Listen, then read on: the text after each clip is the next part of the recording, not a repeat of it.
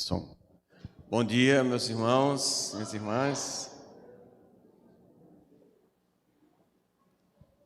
Graça e a paz do Senhor Jesus, amém? Bom estarmos aqui. Nós estamos tentando conectar o computador ali, fiquei bisonhando ali no louvor e no momento de dízimos e esqueci de passar para o pessoal da técnica ali, e os meninos estão ajustando. Nós vamos dar continuidade hoje ao estudo da carta de Tiago e vamos tentar fazer com o máximo de objetividade, porque nós temos programação surpresa aí. Programação surpresa. E já me passaram a ordem ali do horário que eu tenho que as crianças vão descer. E então vamos tentar ser o mais objetivos possível. Gostaria então de convidar os irmãos a abrirem suas Bíblias na carta de Tiago, no capítulo 2 da carta de Tiago. Tiago, capítulo 2.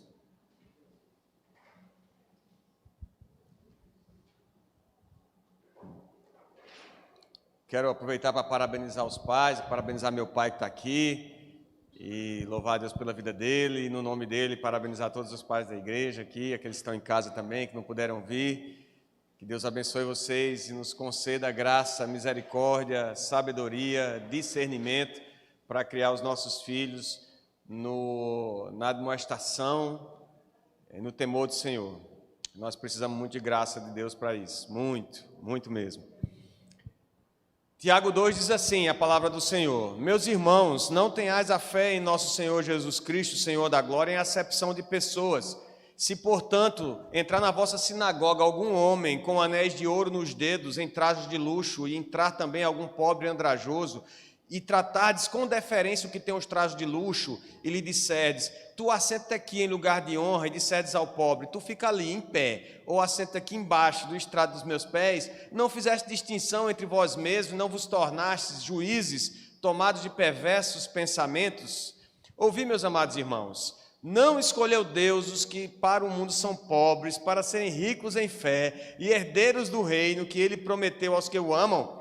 Entretanto, vós outros menosprezaste o pobre. Não são os ricos que vos oprimem, não são eles que vos arrastam para tribunais, não são eles que blasfemam o bom nome que sobre vós foi invocado.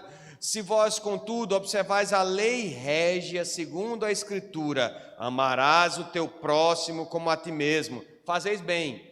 Se todavia fazeis acepção de pessoas, cometeis pecado, sendo arguidos pela lei como transgressores. Pois qualquer que guarda toda a lei, mas tropece em um só ponto, se torna culpado de todos.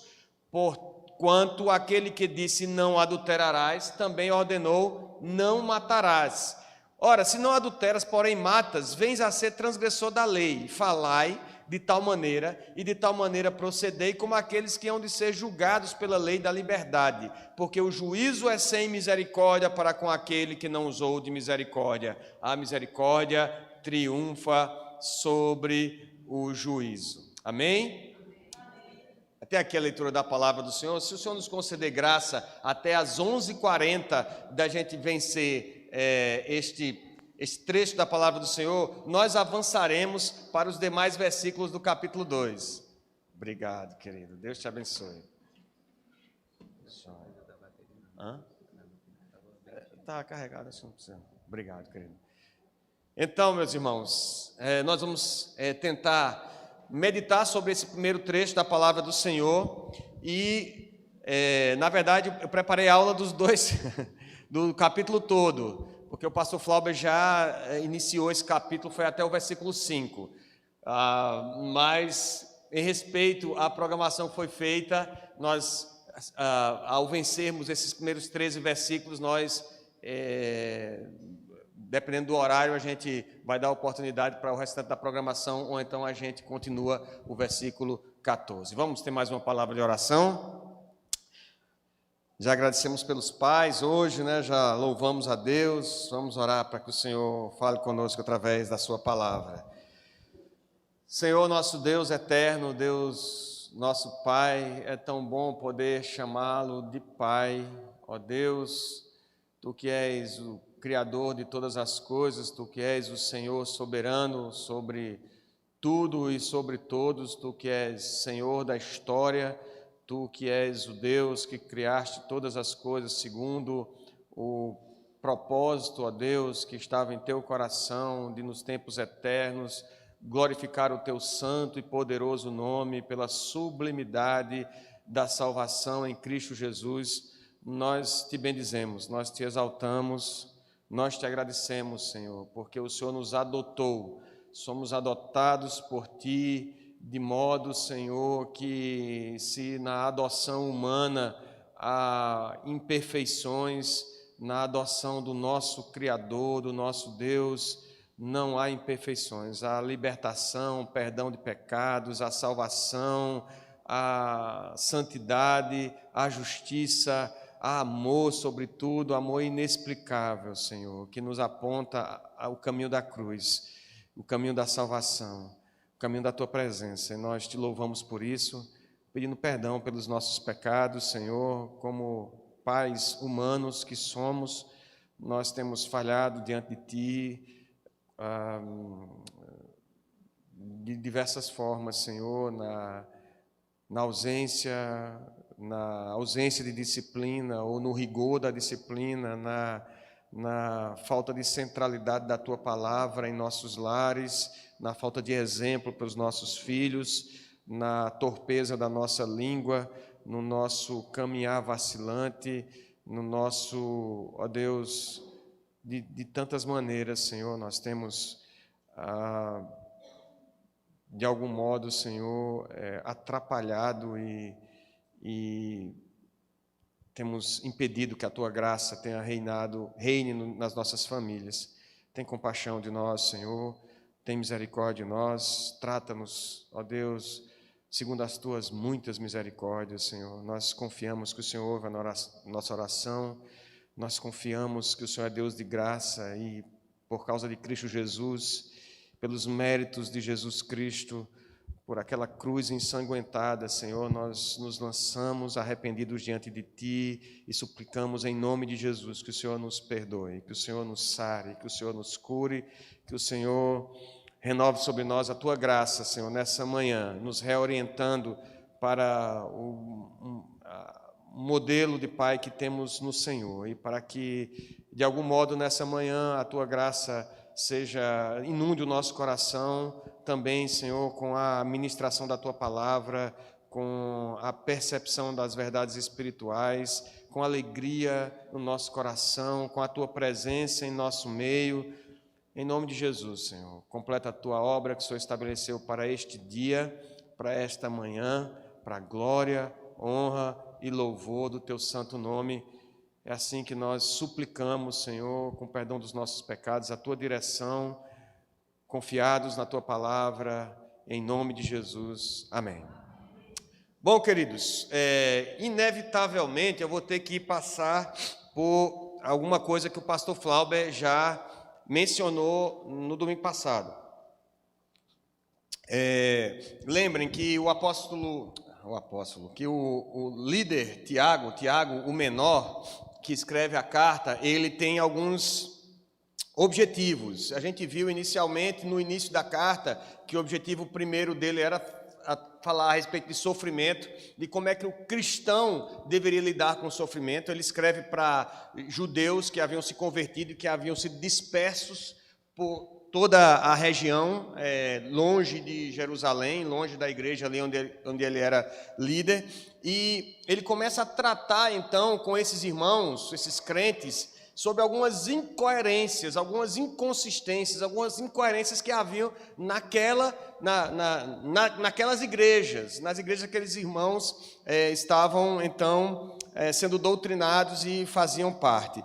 E se por um lado a carta vai falar sobre a questão do sofrimento e como o crente deve lidar com o sofrimento, aprendendo na provação, confiando no Senhor ainda mais, por outro lado ele vai então tratar de algumas incoerências, especialmente sobre a doutrina do Evangelho e a prática. E aí ele vai falar sobre língua, ele vai falar sobre a questão aqui, especialmente das obras e da acepção de pessoas. Então, o capítulo 2 trata basicamente de duas incoerências que ele vai tratar. A primeira, do tratamento preconceituoso, da acepção de pessoas, que podia estar ocorrendo dentro da igreja.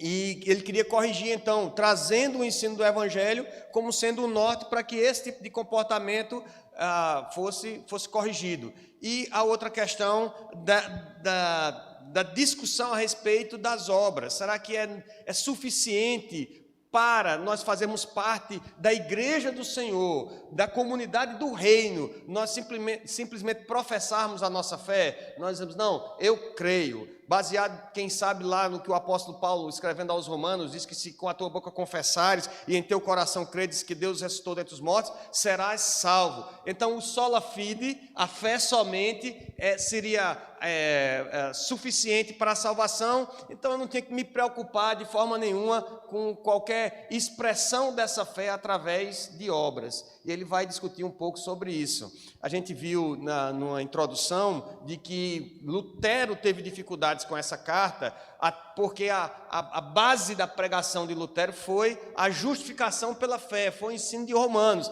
E aí, quando ele se depara com o estudo e a meditação da carta, num primeiro momento, combatido pela própria igreja romana e combatendo os ensinos do mérito para a salvação que a igreja, à época, ensinava, ele chegou a chamar essa carta de carta de palha. Mas depois Lutero e a própria confissão luterana vem confirmar a canonicidade dessa epístola e os seus ensinamentos alinhados. Ele não entra em choque com o restante do ensino do Evangelho, mas ele está alinhado com o ensino do Evangelho, e com a graça de Deus a gente vai ver sobre isso hoje também. Então, a primeira incoerência tratada aqui nessa parte da epístola, no capítulo 2, eu já passei da introdução, seria então esse tratamento preconceituoso que nós começamos a ver aqui com o pastor Flauber. Difícil, hein? Letra branca, fundo azul, um tratamento preconceituoso que estava acontecendo nas igrejas. E é bem verdade, meus irmãos, aqui trazendo um entendimento do pastor Augusto Nicodemos, de que a grande maioria das pessoas que compunham as igrejas eram pessoas pobres, e a maioria das igrejas era composta de pobres, né?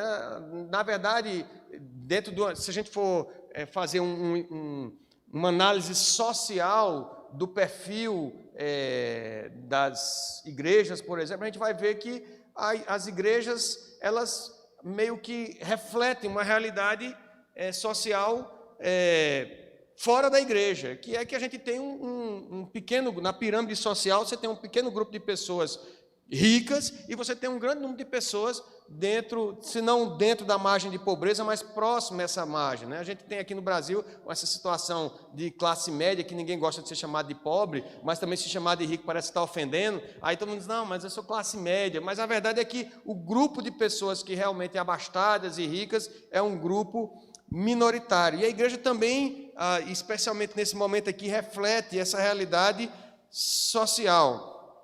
E há uma outra questão, além do preconceito entre ricos e pobres, que é o preconceito entre os próprios pobres, né? Reverendo Augusto, ele cita, e eu peguei como base um estudo que ele deu aqui na Consciência Cristã, há alguns anos atrás. Ele cita que ele morou um tempo em Joanesburgo, na África do Sul, e na África do Sul você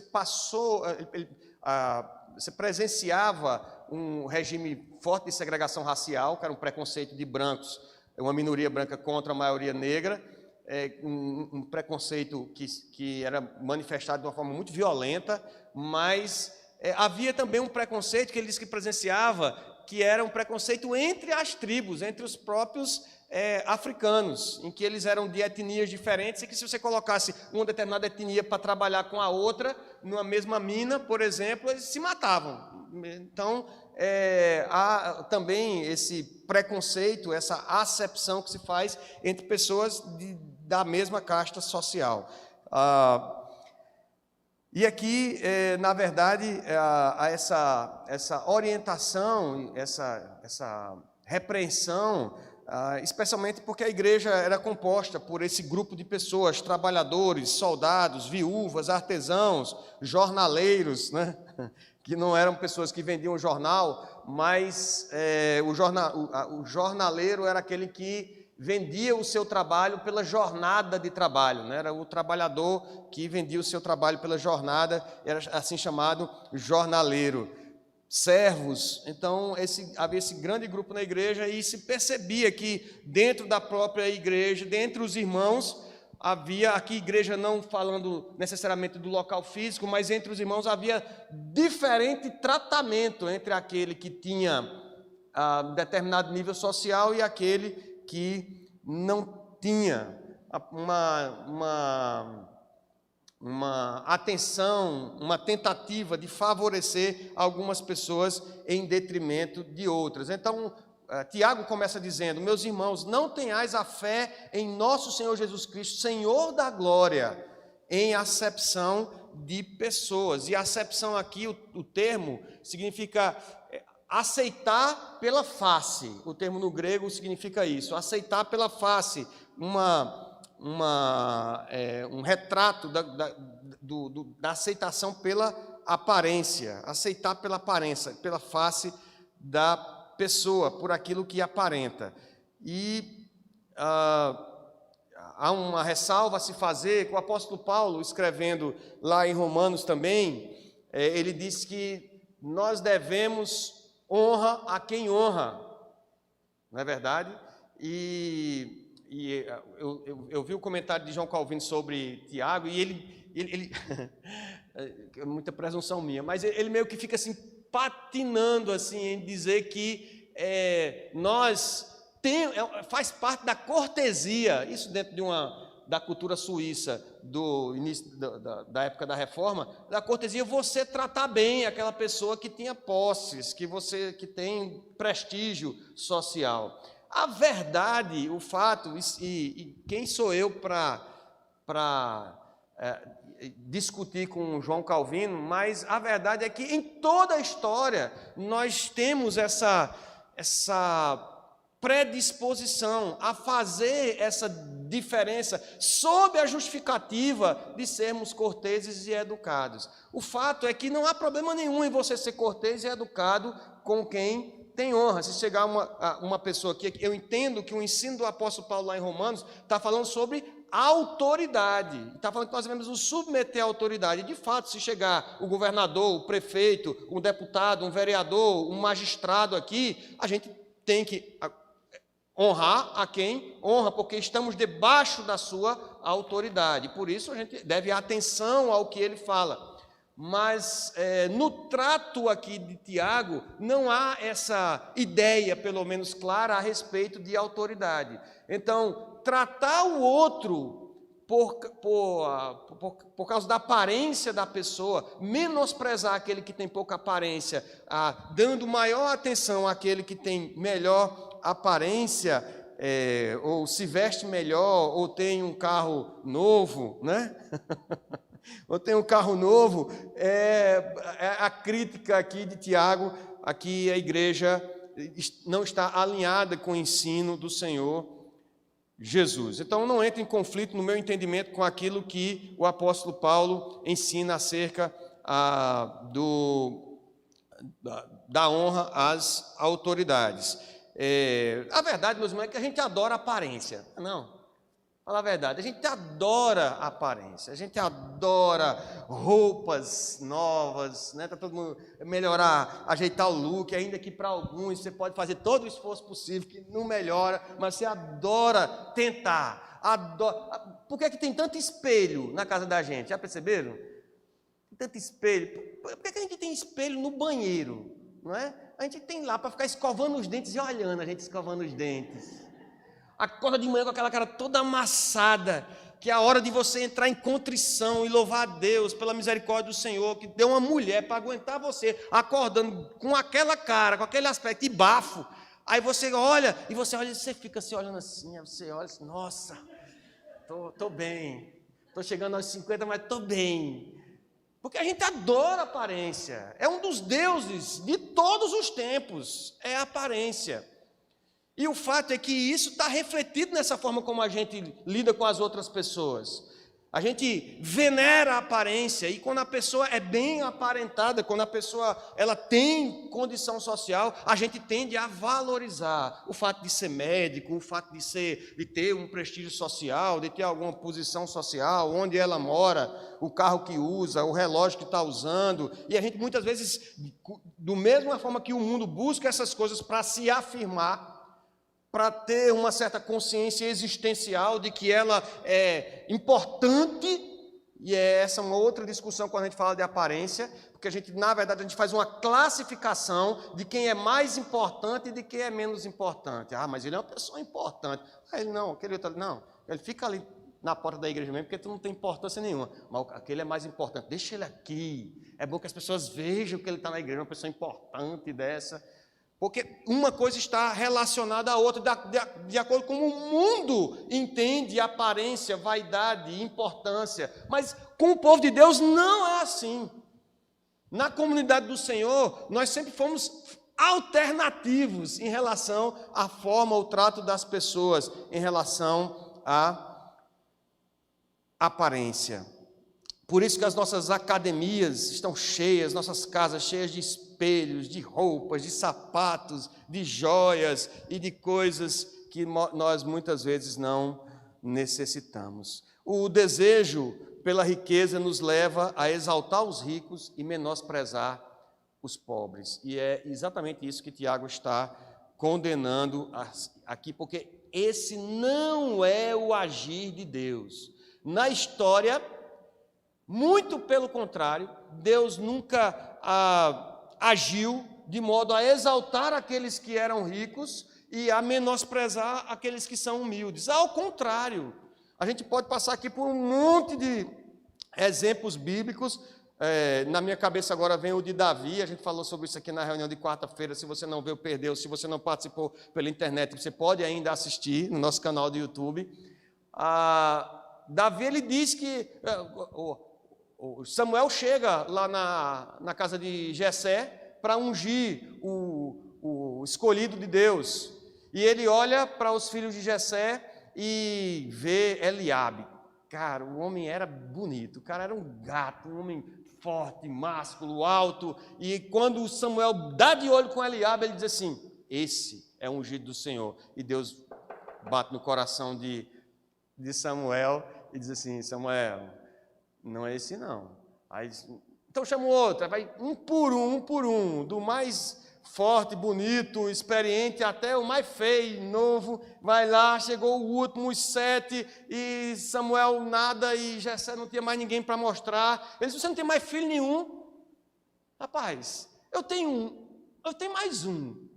Ele nem conta aqui, ele nem ia comer com a gente hoje, porque ele está cuidando de ovelha lá, e quem cuidava de ovelha fica fora da cidade, fica fora do convívio, é imundo para a cerimônia. Então ele está lá. O menino não vale, o menino não era ninguém, era um ruivozinho, fim de rama. E Davi disse que ele foi tirado de trás das ovelhas. Era pior do que as ovelhas, foi tirado de trás das ovelhas e Deus lhe honrou, porque quando ele apareceu, Deus disse a Samuel: é esse que eu escolhi. Por que, Samuel? Aprende. Eu não vejo como vê o homem, eu vejo o coração.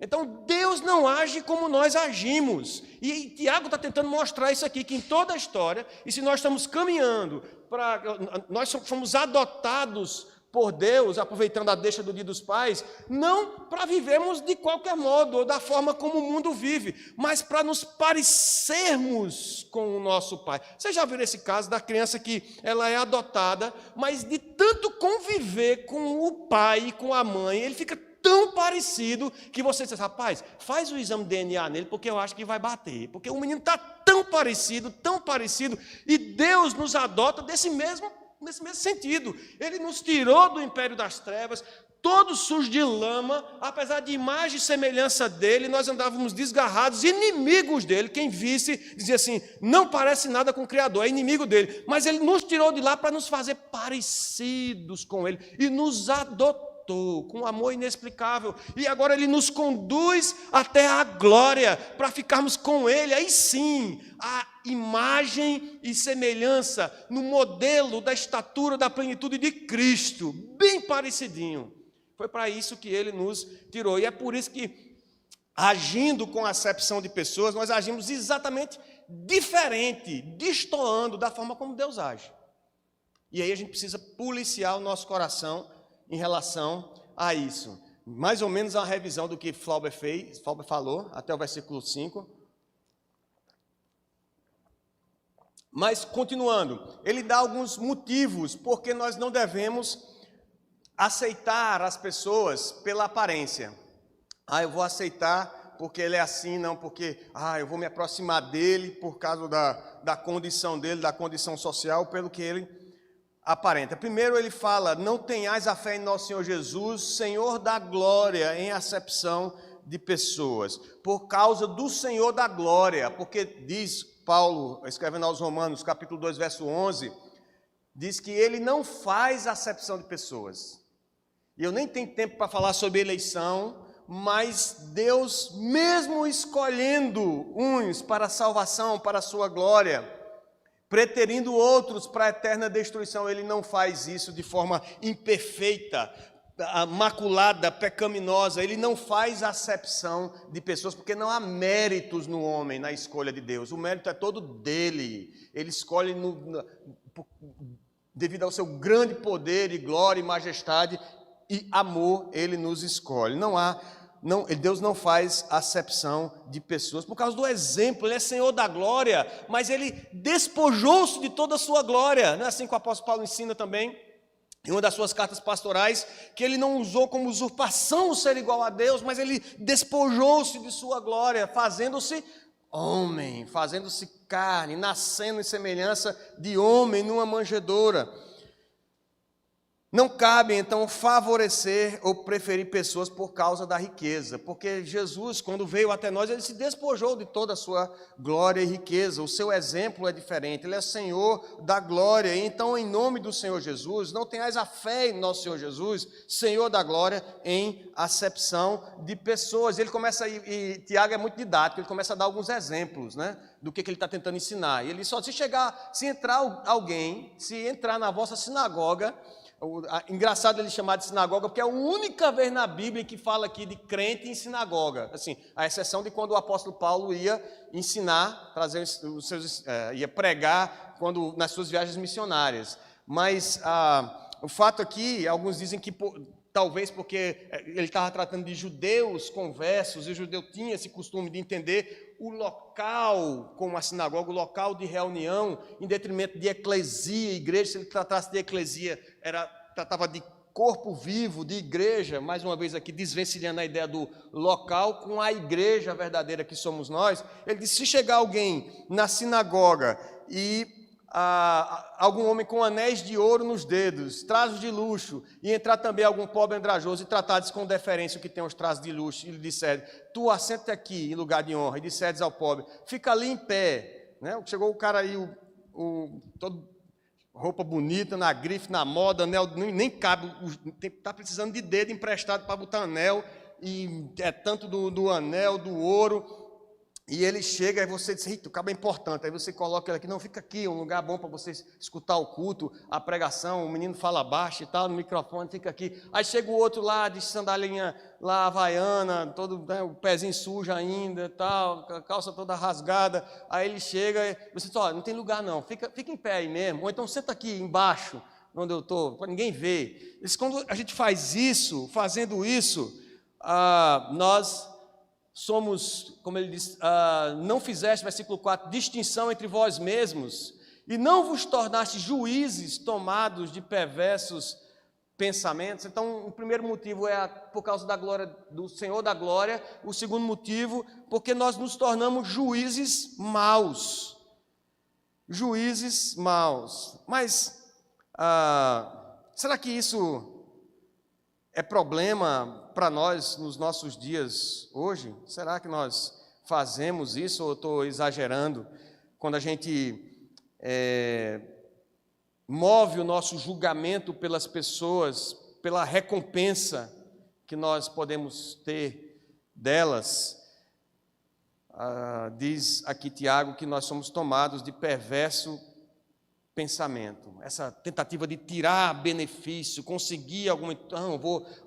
o prefeito teve aí, vamos tratar ele bem, porque a gente tá precisando de um terreno para construir a igreja, então vamos cuidar, vamos ajeitar o prefeito, o governador, porque a gente quer ter um templo. Quando a gente faz esse tipo de troca, de relação de troca, favorecendo a pessoas por causa de sua posição, em detrimento de outras, tratando com deferência um em detrimento de outros, nós somos maus juízes. Estamos agindo com egoísmo ou com algum propósito interesseiro. E nas igrejas, meus irmãos, será que isso é verdade? Será que isso acontece hoje? A nossa fé é testada pelos mesmos valores que Deus tem. É engraçado que as pessoas bem-sucedidas financeiramente nas igrejas, elas conseguem logo um lugar de liderança, não é verdade? Aqui a gente não tem nenhum médico não, né? Graças a Deus, que eu vou falar dos médicos. Chega um médico na igreja, você... sim. Não, mas por isso não, porque para mim falta só o CRM. Se tiver algum problema de alergia, sangramento de nariz, qualquer pancada, a gente resolve. Não tem o CRM. Problema ginecológico, obstétrico, pode perguntar à Cânia também, que ela não dá receita não, porque não tem o CRM. Mas não de experiência de doença, mas realmente médico. A gente tem essa coisa nas igrejas, mais comum em alguns lugares, menos comum em outros, mas aí chega o médico, ele porque é médico, você nem deu tempo de testar a fé dele. Não deu tempo da sua profissão de fé ser provada pelo seu testemunho, pelas suas obras. Aí a gente já coloca ele para ensinar na escola dominical. Já joga ele, esse ano tem eleição, estamos atrasados com o edital, o conselho. Esse ano tem eleição para presbítero. Nós estamos com as vagas vencendo. A gente já coloca, mas tem um médico que chegou, o cara fala bem. Ele é um excelente professor lá na universidade, os pós-doutorados que ele tem, então nada contra os pós-doc. E Ana fez careta ali, nada contra. Mas o cara chega de fora, ele não tem tempo nada mais por causa da posição, não tem tempo de provar a fé dele com as obras. Aí pela posição que ele ocupa, você já joga ele para ensinar, joga ele para tocar no louvor, não, vamos dar uma posição de destaque. O cara, afinal de contas, o cara é filho do governador, deixa ele aqui, né, tal, de repente, sem nenhum interesse, vamos colocar ele aqui, vamos colocar ele como diácono, então, pelo menos, que aí ele fica, segura ele na igreja. Meus irmãos, isso é ser juízes maus, tomados de perversos pensamentos, porque o nosso Senhor Jesus não agia assim. E se nós estamos caminhando, fomos adotados para nos parecer com o Pai, nós temos que nos libertar desse tipo de pensamento, de querer fazer as coisas por interesse, dentro da igreja também. A avaliação dos candidatos, esse ano nós temos eleição, torno a dizer, tem que ser porque eles se enquadram no perfil lá das cartas pastorais, de Timóteo e de Tito. E só. É assim que nós devemos avaliar. Mas nós somos, muitas vezes, tentados e tomados desse modo dentro da própria igreja. Nos tornamos juízes parciais, movidos no nosso julgamento por recompensa. E nessa época de eleição vai acontecer muito. Na igreja presbiteriana, graças a Deus, já tinha esse posicionamento, agora na reunião do Supremo Concílio, fechou questão com um documento assinado no Supremo Concílio de que nós não tomamos partido ideológico ou político. A igreja é igreja, Estado é Estado. A igreja não tem essa competência. Não é isso, não foi para isso que nós fomos chamados. Nós fomos chamados para adorar a Deus e pregar a palavra do Senhor, pregar o Evangelho. Agora vai aparecer muita igreja aí, vai ter uma marcha para Jesus agora, nos próximos dias. Vamos interceder pela igreja do Senhor, para que aquilo não se transforme em um palanque político. Porque a igreja não é para ser um palanque político. Porque senão ela está aferindo aquilo que a palavra está dizendo. Tratando uns de um modo diferente, com a deferência, e com outros não. E assim nós nos tornamos, porque essa pessoa, ela ajuda a igreja, porque ela beneficia a igreja, então nós estamos sendo maus juízes, juízes perversos. Continuando, estou olhando para o relógio, meu eterno desafio. Diz então, quando fazemos isso, nós invertemos a maneira ou a proposta do reino de Deus. E Tiago vai dizer: ouvi, meus amados irmãos, não escolheu Deus os que para o mundo são pobres, para serem ricos em fé e herdeiros do reino que ele prometeu aos que o amam? Entretanto, vós outros menosprezaste, versículo 6, o pobre. Não são os ricos que vos oprimem, e não são eles que vos arrastam para tribunais. Não são eles os que blasfemam o bom nome que sobre vós foi invocado. Então, a ideia aqui que Tiago está trazendo para a igreja é que, na verdade, são as pessoas que têm o poder na mão, que têm riqueza e poder, que normalmente é que persegue a igreja. É normalmente que persegue os irmãos. Aqui, especialmente, ele não está falando não me parece estar falando sobre uma perseguição de cunho religioso, mas a própria questão trabalhista, da opressão no trabalho, os servos aqui escravizados por aqueles que detinham a condição financeira. Eles não são esses que oprimem vocês no trabalho, não são esses que exploram vocês. Lembre-se que quando Jesus andou aqui, ele não fez esse tipo de distinção. Com Zaqueu subiu o Zaqueu era rico, servidor público rico, abastado, eram outros tempos. Aí ele subiu na árvore para ver Jesus, que era baixinho. E aí Jesus disse: Zaqueu, desce daí, filho, que eu vou para a tua casa hoje, vou comer lá. Todo mundo ficou revoltado. Os fariseus, como é que pode comer na casa do pecador? Ele vai lá, e ele prega para Zaqueu, independente se Zaqueu tinha ou não tinha, o que ele tinha, o que deixava de ter. E Zaqueu disse: a partir de hoje, eu dou metade dos meus bens para os pobres, e se eu defraudei alguém, eu vou pagar, sim, com juro, que tem direito. Não há essa distinção, essa acepção no reino. A proposta do reino é invertida muitas vezes por nós, como igreja, no exercício, na dinâmica da igreja. Em toda a história da igreja, os pobres são maioria. Ainda que haja ricos no reino. Há pessoas com José de Arimateia, era uma pessoa de certa condição financeira, a própria Lídia, vendedora de púrpura. Aqui, quando ele fala de vestes, quando fala de vestes e anéis, né, as pessoas, para demonstrar a opulência e como é que chama hoje? Ostentação, aí andava cheio de anel e tal, a ponto de Clemente, no segundo século da igreja, proibir os crentes de usar anel. Só podia usar um anel e tivesse uma pomba no anel, que era para distinguir que era relacionado ao Espírito Santo e tal, porque eu gostava de ostentação. Havia gente na igreja também, pontualmente, mas em sua história, a maioria das pessoas que compunham a igreja eram, de fato, pobres, assim como a maioria da população brasileira é de pobre. E eu quero dizer aqui, meus irmãos, que ser pobre não é pecado, ok? Quer dizer que, porque então, é porque precisa de salvação, porque é pobre. Não, ser pobre não é pecado. E você pode ser rico, ter condições, ter uma vida abastada e herdar o reino de Deus também.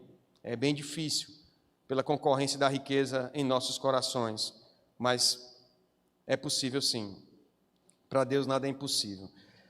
E também não estou falando de teologia da libertação, não, aqui. A teologia da libertação, né, é a teologia surgida aí lá na década de 70, 80, do século XX, e que entendeu que a função da igreja era trazer libertação social. era tirar as pessoas dessa situação de miséria e pobreza, porque Deus ama o pobre e o humilde, e teria que, então, esse era o objetivo da igreja.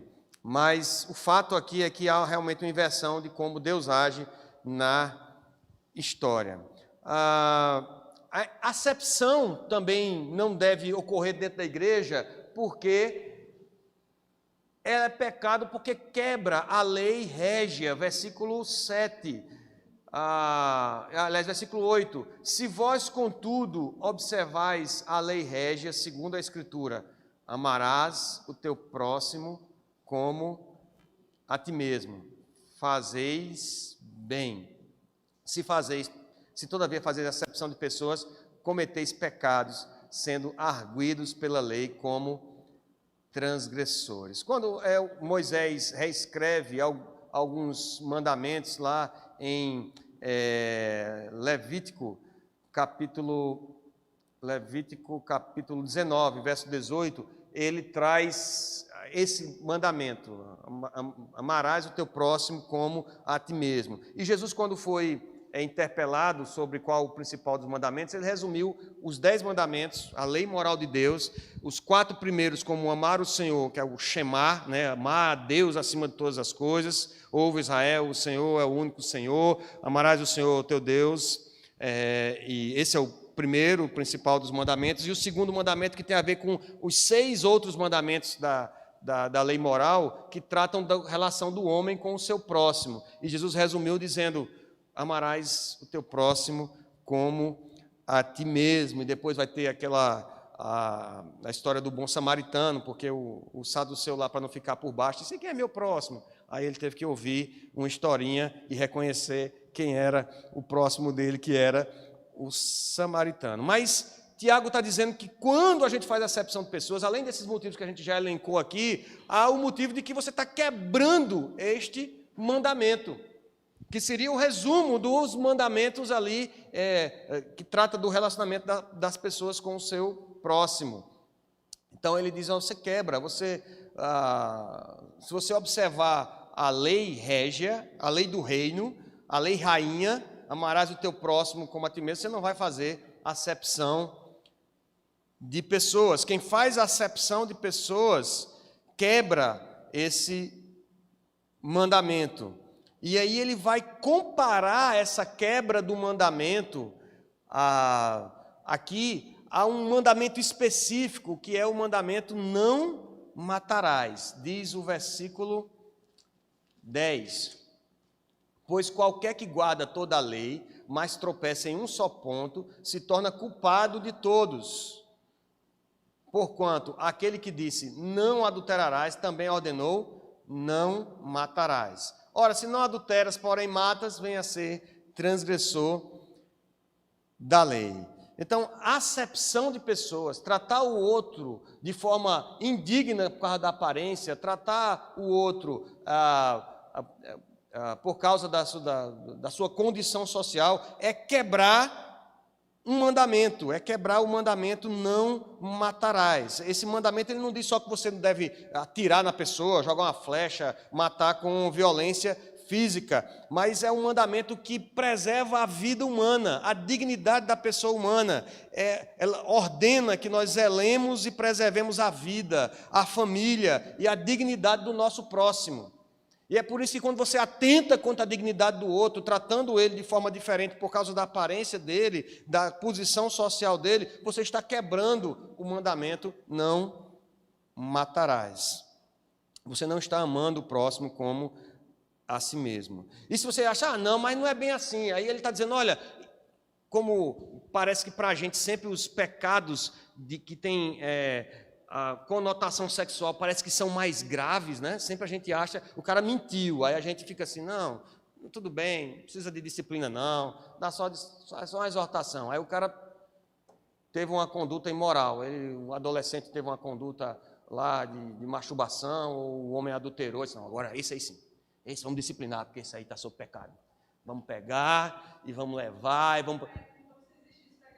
como se existisse diferença para Deus, existe diferença de tamanho de pecado, e não existe. Pecado é pecado. O que ele ensina aqui, no ensinamento do Velho Testamento, mas também está no Novo Testamento, é que quem quebra um mandamento é réu de todos. Você descumpriu você descumpriu toda a lei. Então você é culpado. Então, na hora que você faz a acepção, está dizendo aqui para os judeus, para os crentes judeus aqui, está dizendo para a igreja do Senhor, na hora que você faz a acepção de pessoas, é a mesma coisa que você está adulterando. O mesmo que disse não adulterarás, também ordenou não matarás. Você está dizendo que não adultera, mas você mata o seu irmão. Você não trata ele com dignidade. Então você vem a ser transgressor da lei. E aí tem o versículo, que é o versículo chave desse segundo capítulo. Ele diz assim, nós estamos falando de incoerências. Lembra que eu disse que são duas partes desse segundo capítulo? A incoerência da acepção dentro da igreja, que prega o reino de Deus, que prega que nós estamos crescendo a estatura do varão perfeito, que nós temos Jesus como nosso modelo, e faz a acepção de pessoas, então ela está sendo incoerente, e também a incoerência da fé sem obras, que é uma segunda incoerência, que seria a segunda parte da lição de hoje. E ele diz assim, falai de tal maneira, e de tal maneira procedei, como aqueles que hão de ser julgados pela lei da liberdade. Falem da mesma forma que vocês procedem, sejam coerentes. Discurso, ortodoxia, pregação com a prática. Ele já tinha falado isso um pouquinho no capítulo 1, lembra? Qual que é a religião pura e sem mácula? É visitar as viúvas, os órfãos. Tem que ser coerente com aquilo que você prega. Então, seremos julgados pela lei da liberdade, e o juízo é sem misericórdia com quem não usou de misericórdia. Então, na igreja, Antão é meu pai. Então, igreja, foi a homenagem ao Dia dos Pais, pai. Igreja é local de tratamento igual. Veja que essa é uma questão alternativa. O reverendo Nicodemos dizia que lá em Joanesburgo, ele dizia que ao tempo em que essas tribos se atacavam entre si, e quando você chegava numa fila, se tinha pessoas negras ali, pessoas de cor, e um branco chegava, as pessoas tinham que dar lugar para o branco, porque ele tinha proeminência. Dentro da igreja em que ele fazia parte, todo mundo comungava do mesmo jeito, todo mundo se assentava e chamava de irmão, e todo mundo dava as mãos, e todo mundo orava junto uns pelos outros, e tomavam assento na mesma ceia, na mesa do Senhor, que nos nivela pelo pecado, para nos redimir pelo sangue de Cristo Jesus. A igreja é uma comunidade alternativa para esse mundo. Se lá fora a discriminação, as pessoas julgam por causa da aparência, por causa do status social, se todo mundo ontem estava conversando sobre isso, que hoje a turma, os jovens adolescentes querem ser influencers e tal, para terem muitas curtidas e visualizações, porque querem ser vistos e aplaudidos. Na igreja não é assim. Quando a mãe de Tiago e João chegam para Jesus pedindo para que ele nomeie Tiago e João como seus primeiro-ministros e segundo-ministros, se é que isso existe, para nomeie como vice-rei na chegada do reino, Jesus disse, olha, vocês não entenderam nada. Entre vós não é assim, quem quer ser primeiro seja o último. Você quer ser servido? Sirva. Me dá uma toalha aí. Pegou a toalha. Ninguém pegava lotação, metrô, nem moto, carro para andar. Andava de pé ou de jumento. Então, as sandálias ficavam podres, os pés sujos, feridos. Eles me dão uma bacia d'água. E saiu. Os discípulos sentados, meio deitados, que ficavam na mesa, eles saíram limpando pé por pé, lavando o pé de cada um, tirando a sujeira. Vocês entenderam o que eu fiz? Você tem que fazer o mesmo, ser servos uns dos outros. E a acepção de pessoas não combina, não se alinha com o ensinamento do Senhor Jesus. O juízo é sem misericórdia com quem não usou de misericórdia. O preconceito é um problema do coração, e o coração precisa ser convertido. Você tem dificuldade nessa área de enxergar o outro como teu próximo, o teu empregado como o teu próximo. enxergar o irmão na igreja que é mais necessitado como teu próximo, estender a deixa da comunhão para ele, orar por ele, sentar do lado dele, ou qualquer que seja o tipo de preconceito, de discriminação por causa de cor, de raça, por causa de nível intelectual, porque ele não tem a tua capacidade, você tem essa dificuldade, se ajoelhe diante do altar do Senhor e clame pela misericórdia do Senhor, porque é o tempo que se chama hoje para você se lançar no altar do Senhor e pedir graça e misericórdia. Porque no último dia, quem não usou de misericórdia também não receberá misericórdia. No último dia ele virá com sua espada e juízo. Não podemos julgar pessoas pela aparência. Nunca. Não devemos julgar, porque essa é a marca do mundo. A marca do povo de Deus não é essa. Não julgamos pela aparência, na escolha de líderes, na disciplina, na forma que vivemos. Nós não somos esse tipo de povo. O nosso reino, que não é o Brasil, nós moramos no Brasil, é o país que nós vivemos, mas a nossa pátria não é essa. A nossa pátria é a celestial, que todos nós somos servos de um Deus que se humilhou, se fez carne, habitou entre nós, morreu numa cruz, derramando um sangue precioso em nosso favor, por amor de nós. E pelo seu exemplo de servo humilde, nós também vivemos de tal modo a alcançarmos graça e misericórdia em ocasião oportuna. Então, não podemos julgar pessoas pela aparência na nossa vida. É um desafio, meus irmãos, é um desafio, queridos. É um desafio para a igreja, é um desafio para a nossa vida pessoal. Eu lembro que a gente terminou aqui a aula de pastor Flauber, no versículo 5, né? Eu pensei que ia terminar o capítulo todo hoje, pastor. Estou aqui com o resto da aula pronta para falar sobre fé e obras, mas fica para próximo domingo.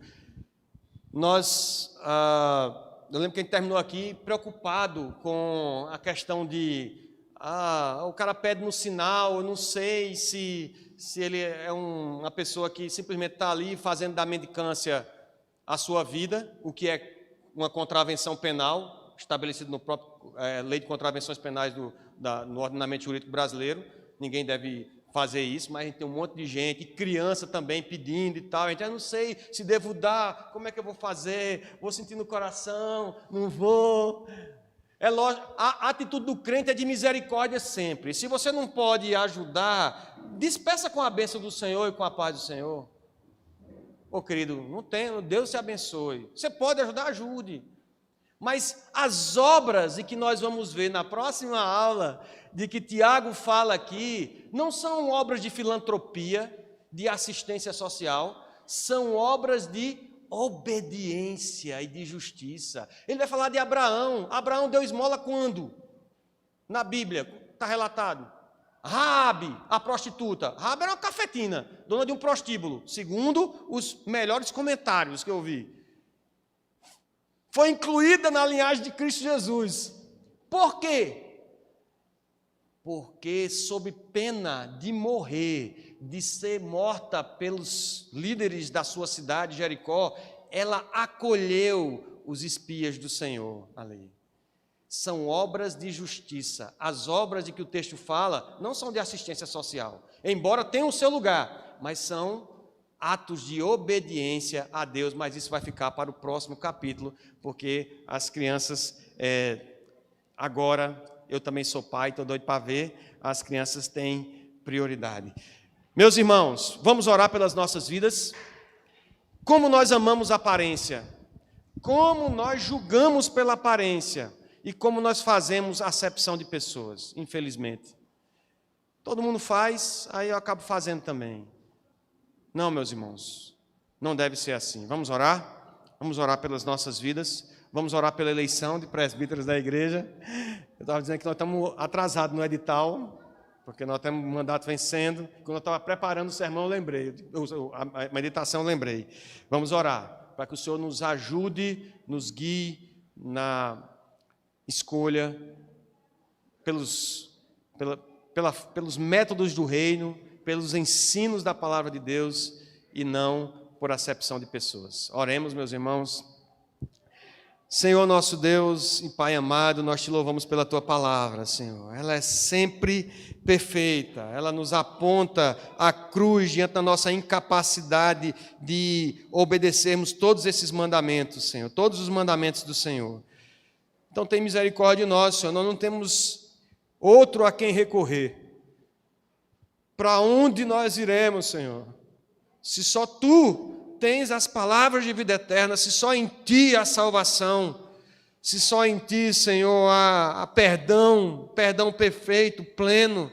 Meu Deus, tem misericórdia de nós, que temos vivido nesse mundo e temos nos misturado com o mundo, Senhor, na forma como julgamos mal o nosso próximo, como fazemos acepção de pessoas, tomados de perversos pensamentos, pensamentos interesseiros, maus, pensando na recompensa, egoísta. Tem misericórdia de nós, Senhor, e trazemos para dentro do Teu povo, para o meio da Tua igreja, Senhor, do oficialato, muitas vezes os mesmos pensamentos. Afasta de nós, Senhor, o caminho do pecado. Aviva a Tua obra em nós, nos dando, ó Deus, distância do pecado, fazendo-nos amar a Tua palavra. Ó Senhor, nos ajuda, Pai, na nossa falta de fé, a dobrarmos os nossos joelhos e reconhecermos que somos pó, nada mais somos do que pó, Senhor, e voltaremos ao pó, caminhando, ó Deus, para Jerusalém celestial, Senhor, para a plenitude da Tua presença.